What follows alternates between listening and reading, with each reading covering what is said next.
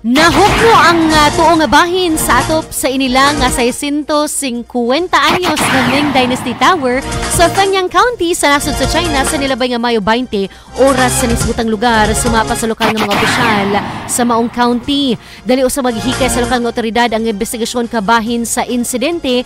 Ang Maong Tower unang natukod sa nilabay nga tuig 1375 sa panahon sa Ming Dynasty.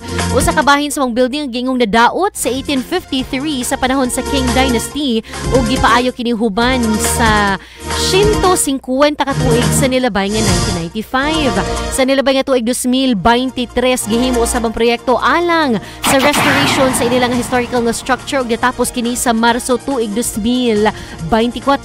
Miani usab og nagkalailang reaksyon ang pagkahugno sa mong tower human nga nasayran nga bag-o ra man gihimo ang restoration niini nahimong pangutana sa katawhan ng kabahin sa kung nganong milungtad og dugay ug nagpabiling ligon ng Maong Tower taliwa sa panghitabo sa gubat sa pipila ka mga dekada apan nganong natay og kini nga unta gihimo man ang dakong proyekto sa pagpa-restore sa maong building. Human sa gihimo nga investigasyon wala ra hinuoy na angol sa maong insidente.